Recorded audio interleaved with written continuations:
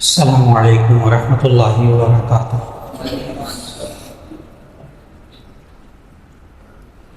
نحمده ونصلی علی رسولہ الکریم، اما بعد فاعوذ باللہ من الشیطان الرجیم، بسم اللہ الرحمن الرحیم۔ لقد کان لکم فی رسول اللہ اسوۃ حسنہ لمن کان یرجو اللہ والیوم الآخر وذکر اللہ کثیرا، صدق اللہ العظیم۔ اللہ رب العزت نے ہم سب کی ہدایت کے لیے آخری نبی حضرت محمد رسول اللہ صلی اللہ علیہ وسلم کو بھیجا، اور اس لیے تاکہ انسان صراط مستقیم پہ رہے، سیدھے راستے پر رہے، یہ بھٹکے نہ۔ بس یہ مقصد ہے، کوئی مختصر سا مقصد، یہ انسان ہدایت پر رہے، یہ انسان گمراہ نہ ہو، بھٹکے نہ۔ نبی صلی اللہ علیہ وسلم نے اپنی زندگی میں، حیات طیبہ میں اس بات کی بہت فکر رکھی کہ یہ انسان سیدھے راستے سے نہ بھٹکے، اور جو انسان ہیں ان کو وہ سیدھے راستے پر چلائیں۔ ساری زندگی اس میں گزاری، اور یہ بھی فکر تھی نبی صلی اللہ علیہ وسلم کو کہ میرے بعد کہیں یہ لوگ گمراہ نہ ہو جائیں، اس کی بھی بڑی فکر تھی۔ چنانچہ نبی صلی اللہ علیہ وسلم نے اسی فکر کا حل ہمیں بتایا، فرمایا کہ ترکت فیکم امرین لن تضلوا بعدی ان تمسکتم بہما کتاب اللہ و سنت رسولہ، کہ میں تمہارے درمیان دو چیزیں چھوڑ کر جا رہا ہوں، اگر تم ان کو مضبوطی سے پکڑے رکھو گے، لن تضلوا بعدی، تم ہرگز میرے بعد گمراہ نہیں ہوگے، بھٹکو گے نہیں۔ ذہن میں سوال یہ آتا ہے کہ یہ دونوں چیزیں تو ہمارے پاس ہیں، کتاب اللہ بھی ہے، سنت رسول اللہ صلی اللہ علیہ وسلم بھی ہے، سیرت طیبہ مکمل موجود ہے، احادیث مکمل موجود ہیں، قرآن حکیم مکمل موجود ہے، پھر یہ انسان کیوں بھٹکتا ہے؟ جب یہ دو چیزیں جس کے بارے میں نبی صلی اللہ علیہ وسلم نے گارنٹی دی، ضمانت دی کہ دیکھو تم ان دو چیزوں کو مضبوطی سے پکڑے رکھو گے تو تم ہرگز گمراہ نہیں ہوگے، کتاب اللہ و سنت رسولہ، تو اس پوری سیرت طیبہ ہمارے سامنے ہے، قرآن حکیم ہمارے سامنے ہے، پھر انسان کیوں بھٹکتا ہے؟ اس کے لیے سورہ احزاب کی یہ آیت تلاوت کی، جس میں اللہ رب العزت نے اصل بات بتائی ہے کہ قرآن بھی موجود، سنت رسول اللہ بھی موجود، سیرت طیبہ ساری تفصیل سے پوری موجود، لیکن یہ انسان بھٹکتا کیوں ہے، راہ راست پر کیوں نہیں آتا ان دو چیزوں کے ہونے کے باوجود؟ تو آیت اور اس کا ترجمہ عرض کرنے لگا ہوں، اس سے ہمیں سمجھ میں آئے گا۔ اللہ تعالیٰ نے ارشاد فرمایا، لقد کان لکم فی رسول اللہ اسوۃ حسنہ، البتہ بے شک تمہارے لیے رسول اللہ صلی اللہ علیہ وسلم کی ذات اقدس میں بہترین نمونہ زندگی، اسوہ حسنہ، بہترین نمونہ زندگی۔ لیکن آگے اللہ نے اس آیت میں بتایا کہ اس نمونہ زندگی سے فائدہ اٹھا کر ہدایت وہ شخص پائے گا جس کے اندر تین خصوصیات ہوں، ورنہ یہ قرآن و سنت موجود ہوں گے، بندہ ہدایت نہیں پائے گا، سیدھے راستے پر نہیں چلے گا۔ اور وہ تین باتیں اللہ نے بتائی، لقد کان لکم فی رسول اللہ اسوۃ حسنۃ لمن کان یرجو اللہ والیوم الآخر وذکر اللہ کثیرا، کہ یہ نبی صلی اللہ علیہ وسلم کی ذات اقدس بہترین نمونہ زندگی ہے۔ کن لوگوں کے لیے؟ کون لوگ اس سے فائدہ اٹھائیں گے؟ نمبر ایک، لمن کان یرجو اللہ، یہ اسوہ حسنہ اس شخص کے لیے ہے فائدہ مند، اس شخص کو فائدہ پہنچائے گا، لمن کان یرجو اللہ، جو اللہ سے امید رکھتا ہو، جو اللہ سے امید رکھتا ہے کہ اللہ میرے اعمال کا بدلہ دے گا، وہی خیر و شر کا مالک ہے، اسی نے مجھے زندگی دی ہے، وہی موت دے گا، وہی میری پکڑ کرے گا، وہی مجھے انعام بھی دے گا، نعمتی بھی دے گا، اللہ سے امید رکھتا ہوں۔ اور جو شخص اللہ سے امید نہ رکھتا ہو، اس کے ذہن میں اللہ کا تصور، اللہ کی صفات نہ ہو، تو وہ شخص کہے گا اسوہ حسنہ کا کیا فائدہ؟ میں یہ سنت پر عمل کروں، یہ کروں، یہ کروں، یہ کروں، کیا فائدہ؟ کیونکہ اس کے ذہن میں اللہ نہیں ہے۔ اس لیے سب سے پہلی چیز کہ قرآن و سنت سے کون شخص فائدہ اٹھائے گا؟ لمن، اللہ کہہ رہا ہے کہ لمن کان یرجو اللہ، یہ اس شخص کے لیے مفید ہے جو اللہ سے امید رکھتا ہے۔ یہاں یہ نہیں کہا جو اللہ سے ڈرتا ہو، وہ اور آیتیں ہیں، یہاں یہ کہا جو اللہ سے امید رکھتا ہے کہ میں یہ کام کروں گا، اگر نبی صلی اللہ علیہ وسلم کے اس طریقے پر، سنت پر عمل کروں گا، مجھے ملے گا کیا؟ کون دے گا مجھے؟ میں اپنے بچوں کی پرورش کروں گا سنت نبوی کے مطابق، میں اپنی بچیوں کی پرورش کروں گا، میں گھر کا ماحول سنت کے مطابق بناؤں گا، میں گناہوں سے بچوں گا، اچھے کام کروں گا، میں بہن بھائیوں کی مدد کروں گا، مجھے ملے گا کیا؟ اس کا جواب صرف ہے یرجو اللہ، وہ اللہ سے امید رکھتا کہ یہ انسان مجھے کچھ نہیں دیں گے، اللہ مجھے دے گا، تب اس کے لیے اسوہ حسنہ، یہ سنت نبوی، یہ قرآن، یہ ہدایت کا سبب بنے گا۔ نمبر 2، والیوم الآخر، لمن کان یرجو اللہ والیوم الآخر، وہ شخص جو اللہ سے امید رکھتا ہوں، نمبر 1۔ نمبر 2، والیوم الآخر، اور آخرت کے دن سے امید رکھتا ہوں، میرے اعمال کا بدلہ مجھے اللہ آخرت میں دے گا۔ آج میں ماں باپ کے کام آ رہا ہوں، آج میں بہن بھائیوں کے کام آ رہا ہوں، آج میں نمازیں پڑھ رہا ہوں، آج میں قرآن پڑھ رہا ہوں، آج میں حلال کما رہا ہوں، حلال کما رہا ہوں، تھوڑا مل رہا ہے، تکلیفیں ہیں، مشقتیں ہیں، بس حرام نہیں کماؤں گا، مجھے اس کا بدلہ، ان سب چیزوں کا بدلہ اللہ آخرت میں دے گا۔ والیوم الآخر، جس شخص کے اندر عقیدہ آخرت نہیں ہوگا نا، وہ تو کہے گا یہی زندگی سب کچھ ہے، کھاؤ پیو، ڈاکے مارو، دوسروں کے حقوق چھینو، اپنی زندگی بہتر بنا، ہم آگے جا کے کچھ نہیں ہے، بس ایسے کام کا لوگ دفن کر آتے ہیں، مٹی میں دبا آتے ہیں، اس کے بعد آگے کچھ نہیں۔ تو عقیدہ آخرت نہ ہونا تو انسان پھر قرآن و سنت پر عمل نہیں کرتا۔ قرآن و سنت پر وہ شخص عمل کرتا ہے الیوم الآخر، جس کا آخرت پر امید ہو کہ مجھے میرے اچھے اعمال کا بدلہ آخرت میں ملے گا، برے اعمال کا بدلہ مجھے گناہ کی صورت میں ملے گا۔ یہ بھی اللہ نے ہمیں پورے قرآن مجید میں سمجھایا خوب اچھی طرح۔ نمبر 3، تیسری خوبی جس بندے کے اندر ہوتی ہے نا، وہ قرآن و سنت سے فائدہ اٹھاتا ہے۔ اللہ نے بتایا وَذَكَرَ اللَّهَ كَثِيرًا، جو اللہ کا بہت ذکر کرتا ہے، اللہ کو بہت یاد کرتا ہے۔ جب اللہ کو یاد کرتا ہے تو ایسی صورت میں اس کا دل چاہتا ہے کہ میں اللہ کے احکام پر عمل کروں، نبی صلی اللہ علیہ وسلم کے احکام پر عمل کروں۔ اور اگر اللہ کی یاد سے غافل ہے نا، اللہ کی یاد سے غافل ہے، تو ایسی صورت میں وہ کبھی بھی قرآن و سنت کے مطابق عمل کرنے کے لیے اس کو کہتے کیا فائدہ؟ کیا فائدہ؟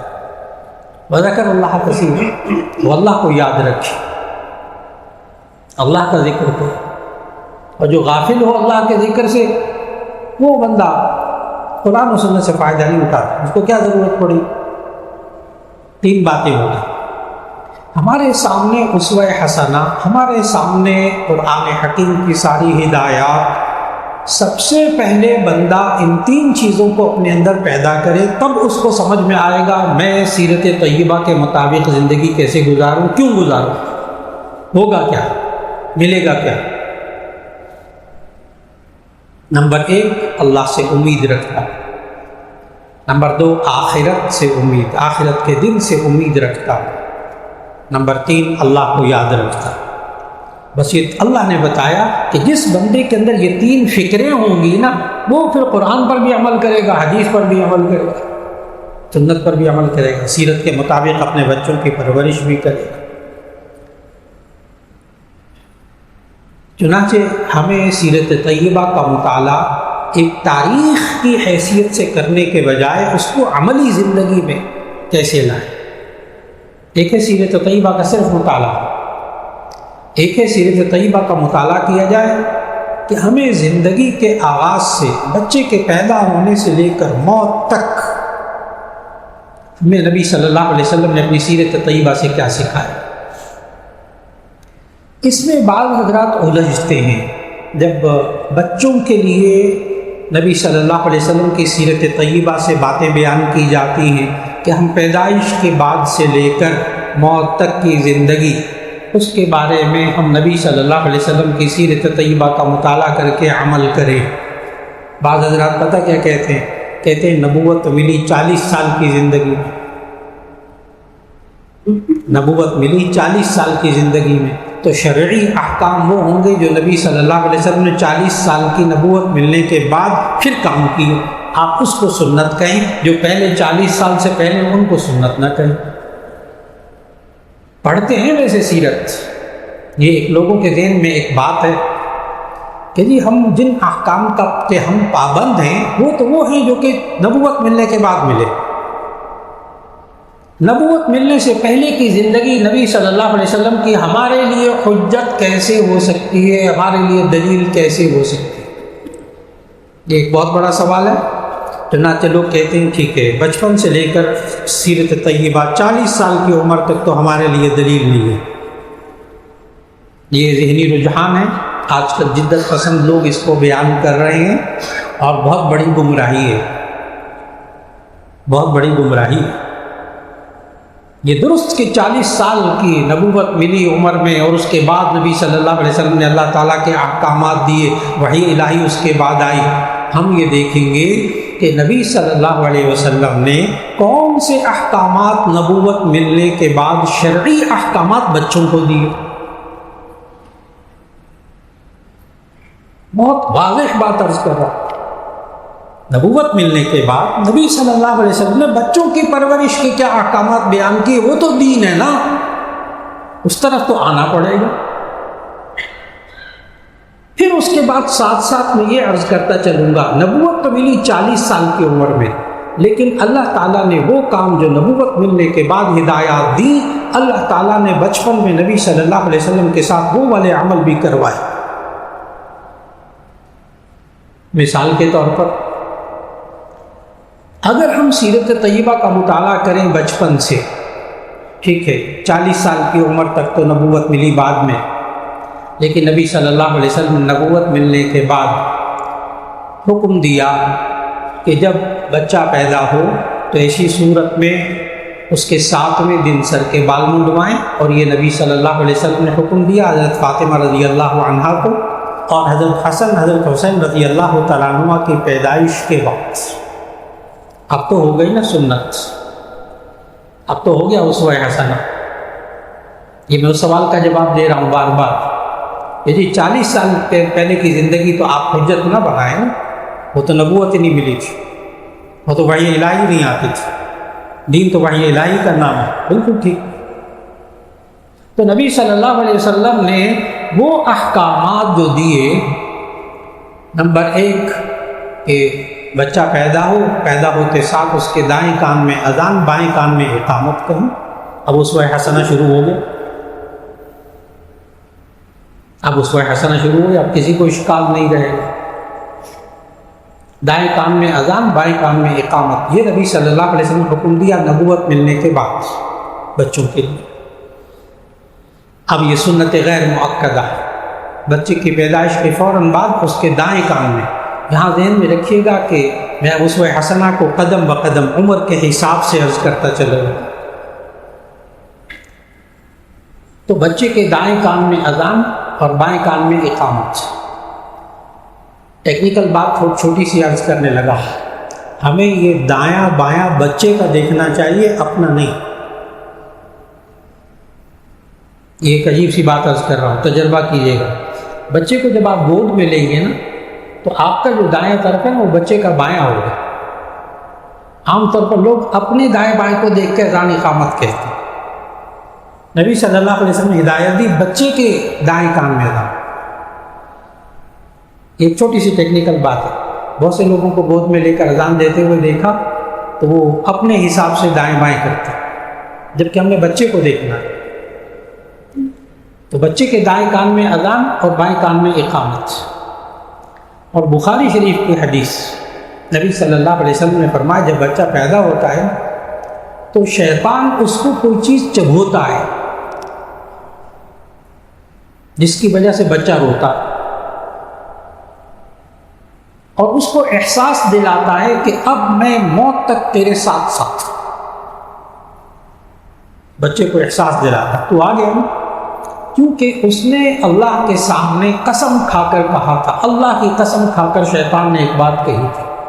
جب اللہ نے اس کو نکالا نا جنت سے، فخرج انک رجیم ان علیک اللعنۃ الی یوم الدین، کہ قیامت تک تیرے اوپر لعنت ہے۔ اس کے جواب میں ابلیس نے یوں کہا تھا، ربی انظرنی الی یوم یبعثون، اے میرے رب مجھے قیامت تک مہلت دے دے۔ یہاں ایک بات پر اور بھی توجہ دیجیے گا کہ ابلیس نے، شیطان نے اس وقت کہا ربی انظرنی، اور اس سے پہلے، ان آیات سے پہلے جب اللہ نے کہا نا کہ آدم کو سجدہ کرو تو فسجدوا الا ابلیس، ساروں نے سجدہ کیا، ابلیس نے سجدہ نہیں کیا۔ اللہ نے اسے پوچھا ما منعک ان تسجد لما خلقت بیدی، جس چیز کو میں نے اپنے دست قدرت سے پیدا کیا اس کو تو نے کیوں نہیں سجدہ کیا؟ تو اس وقت وہ ابلیس کا جملے پڑھنے والے، جواب پڑھنے والا، خلقتنی من نار وخلقتہ من طین، خلقتنی، تو نے مجھے پیدا کیا آگ سے اور اس کو پیدا کیا مٹی سے، میں افضل ہوں، میں کیوں سجدہ کروں؟ اس نے اللہ کو یہ نہیں کہا تو کون ہوتا ہے کہنے والا میں نہیں کرتا سجدہ، نہ پڑھیں خلقتنی من نار، قرآن پڑھے خلقتنی من نار، تو نے مجھے آگ سے پیدا کیا۔ یعنی ابلیس اس وقت اللہ کو کہہ رہا تھا کہ تو میرا خالق ہے، اللہ کو خالق مانتا تھا، شیطان اللہ کو خالق مانتا تھا۔ اور پھر جب اس نے کہا نا ربی انظرنی الی یوم یبعثون، اے میرے رب مجھے قیامت تک مہلت دے دے، فبعزتک لاغوینہم اجمعین، تیری عزت کی قسم میں ان سب کو اغوا کروں گا، پیدا ہوتے ساتھ میں اس کے ساتھ شروع ہو جاؤں گا اغوا، فبعزتک، تیری عزت کی قسم۔ اس وقت غور کیجئے گا شیطان نے کیا کہا، ربی انظرنی، اے میرے رب مجھے مہلت دے دے۔ تو شیطان اللہ کو رب بھی کہتا تھا۔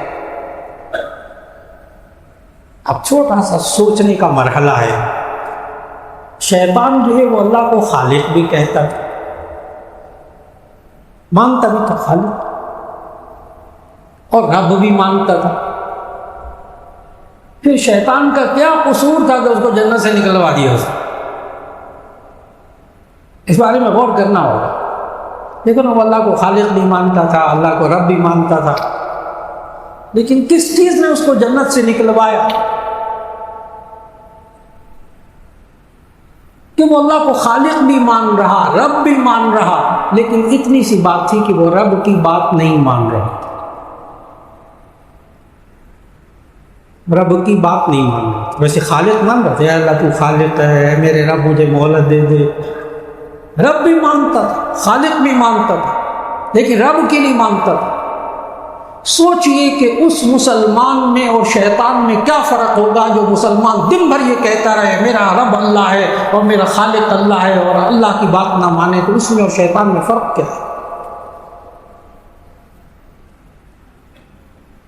ان دونوں میں فرق کیا ہوگا؟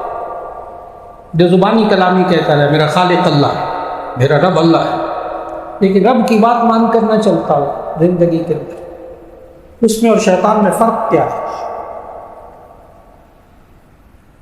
تو شیطان نے اس وقت کہا تھا، اس کا مطلب یہ ہوا کہ زبانی جمع خرچ سے کام نہیں چلے گا۔ اللہ کو خالق مان لیا، اللہ کو رب مان لیا، اب دیکھنا ہوگا کہ باقی زندگی میں رب کی بات مانتا ہے کہ نہیں مانتا، اس کی بات مان کر زندگی گزارتا ہے کہ نہیں گزارتا، اور رب کی بات مان کر زندگی گزارنے کا طریقہ کیا ہے؟ جو آیت شروع میں پڑھی، ہم رب کی بات مان کر کیسے زندگی گزاریں؟ آیت شروع میں جو آج پڑھی، لقد کان لکم فی رسول اللہ اسوۃ حسنہ، تمہارے لیے رسول اللہ صلی اللہ علیہ وسلم کی زندگی میں بہترین نمونہ زندگی ہے، اس کے مطابق زندگی بنا لو، کامیاب ہو جاؤ۔ اور اپنے بچوں کی پرورش. اب جو بزرگ ہو گئے ان کو بھی باتیں ذہن میں رکھنے کی ضرورت، تازہ کرنے کی ضرورت کہ بچے کی پیدائش کے فوراً بعد اس کے دائیں کان میں اذان دیجیے، بائیں کان میں اقامت کہیے. ابھی جو اس کو نرسری میں رکھا ہوا ہے، ابھی اس کو دھلایا نہیں، ابھی اس کو نہلایا نہیں، ابھی اس کو پاک نہیں کیا، فلاں نہیں کیا، ابھی ذرا ٹھہر کے، وہ بس اوقات ڈاکٹر کہہ دیتے ہیں ابھی وقت ہے تھوڑا سا، ابھی انکیویٹر میں رکھنا ہوگا، ابھی تھوڑی دیر مشینوں میں رکھنا ہوگا، ابھی وقت گزرے گا، ابھی ایک آدھ ہفتہ لگ جائے گا.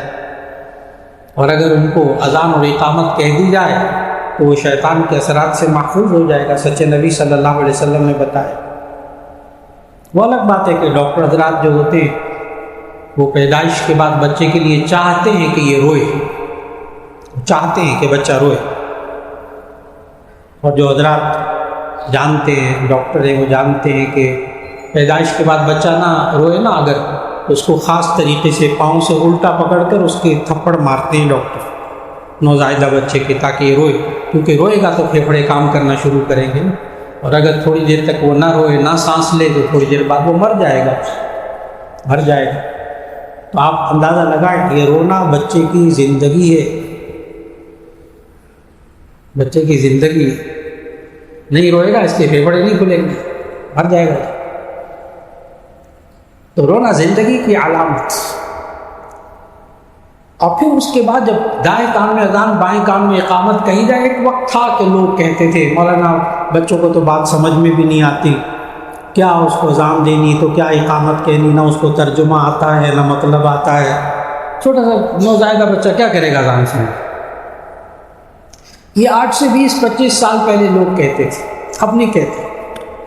اب تو بڑے بڑے ڈاکٹر بھی نہیں کہتے، اس لیے کہ اب ڈاکٹر پتہ کیا کہتے ہیں؟ اب تو ڈاکٹر یہ کہتے ہیں کہ جناب بچہ یا 12 سال کا ہو گیا، 13 سال کا ہو گیا، فلاں ہو گیا، اور 7-8 سال کے بچے میں تو بیماریاں ظاہر ہوتی ہیں، تو ڈاکٹر کہتے ہیں جب یہ بچہ ماں کے پیٹ میں تھا تو اس وقت ماں نے فلاں مائسین کھائی ہوگی، فلاں دوائی کھائی ہوگی، جس کے اثرات اب ظاہر ہو رہے ہیں بچے کے اندر.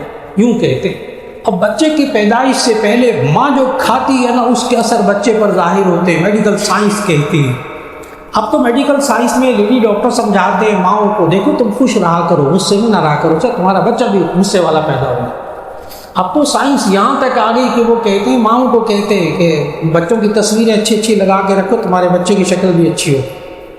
سائنس اب یہاں تک. اب تو ماں پیدائش سے پہلے دوائیوں کے اثرات بچے پر ہوتے ہیں، ماں کے مزاج اور ماں کے رویوں کے اثرات بچوں پر ظاہر ہوتے ہیں. سائنس یہاں تک پہنچ چکی ہے. تو اگر پیدائش کے بعد اللہ کا نام اس کے کان میں ڈالا جائے گا تو کیوں نہیں اثر کرے گا؟ نہ سمجھے، اللہ کا کلام اس پر اثر کرے گا، اللہ کا نام اس پر اثر کرے گا. اور پھر اس کے بعد نبی صلی اللہ علیہ وسلم نے سمجھایا کہ پیدائش کے بعد دائیں کان میں اذان، بائیں کان میں اقامت کہی جائے. جب 7 دن کا بچہ ہو جائے، 7واں دن، تو اس کا اچھا سا نام رکھیں، عقیقہ کریں، اس کے سر کے بال منڈائیں، سر کے بالوں کے منڈانے کے برابر اس کی چاندی خیرات کریں. یہ سب باتیں مشکات شریف کی حدیث میں حضرت فاطمہ رضی اللہ تعالیٰ عنہ کو نبی صلی اللہ علیہ وسلم نے سمجھائیں، حضرت حسن حضرت حسین رضی اللہ تعالیٰ عنہ کی پیدائش کے وقت، کہ بالوں کو منڈوائیں بچے کے، اور اس کے سر پر زعفران گھول کر لگائیں. اس وقت یہ ہوتا تھا کہ لوگ، یہ حضرت ابراہیم علیہ السلام سے یہ چلا آ رہا ہے، سر منڈانا اور عقیقہ یہ چلا آ رہا ہے، اسلام میں نئی چیز نہیں ہے، یہ اس دور سے چلی آ رہی تھی. اس دور میں یہ کرتے تھے کہ جانور جو عقیقے کا ذبح ہوتا تھا تو اس جانور کا جو خون نکلتا تھا وہ بچے کے سر پہ لگاتے تھے، بہتا ہوا خون لے کے بچے کے سر پر لیپ کر دیتے. نبی صلی اللہ علیہ وسلم نے فرمایا کہ یہ خون تو ناپاک ہوتا ہے، گندی چیز ہے، اس کو نہ لگایا کر، تم زعفران گھول کر لگایا کر. پھر فرمایا اس کے وزن کے برابر، بالوں کے وزن کے برابر چاندی خیرات کرو. اب اگر چاندی ایک دم ذہن بوجھل ہو جاتا ہے میں چاندی خیرات کرے، بہت لمبا خرچہ. لیکن حقیقت یہ ہے کہ نوزائیدہ بچے کے چاہے جتنے مرضی بڑے بال ہوں، وہ 5-6 اونس سے زیادہ نہیں ہوتے، یعنی 5 گرام سے زیادہ ہرگز نہیں ہوتے۔ بڑے تجربے کی بات ہے، بہت ڈاکٹروں سے اس مسئلے پہ باتیں ہوئی، اس سے زیادہ ہوتے ہی۔ اور 10 گرام چاندی آج کل وہ 2060 روپے کی 10 گرام چاندی، تو اس کا مطلب یہ ہوا اگر 5-6 گرام بال ہوں گے تو زیادہ سے زیادہ 1000 روپیہ خرچہ ہوگا، 1000 روپیہ صدقہ کر دیجیے، اتنے کا تو مٹھائی کا ایک ڈبہ بھی نہیں آتا، لیکن 1000 روپیہ کے برابر صدقہ کر دیجیے، بالوں کے وزن کے برابر۔ یہ بھی نبی صلی اللہ علیہ وسلم نے سکھایا، یہ زعفران بھون کر لگانے کو سکھایا۔ یہ زعفران کے اندر اب دور جدید میں کہ بہترین اینٹی سیپٹک جراثیم کش دوا ہے یہ زعفران گھول کر لگانا۔ دیکھیے نبی صلی اللہ علیہ وسلم کتنی دور کی بات بتائی، جو آج کل قیمتی ترین آفٹر شیو لوشن ملتے ہیں، after shave lotion antiseptic جراثیم کش، لیکن نبی صلی اللہ علیہ وسلم بچے کے سر منڈانے کے بعد کون سا اینٹی سیپٹک استعمال کروایا؟ اصل نبی صلی اللہ علیہ وسلم سائنسدان نہیں تھے، سائنس کہتے ہیں جو انسان اپنے ذہن سے چیزیں معلوم کرتا ہے، اور نبی صلی اللہ علیہ وسلم کو خالق وحی کر کے بتاتا تھا، اس بچے کا خالق خود وحی کر کے بتاتا تھا کہ یہ کام کرنا ہے۔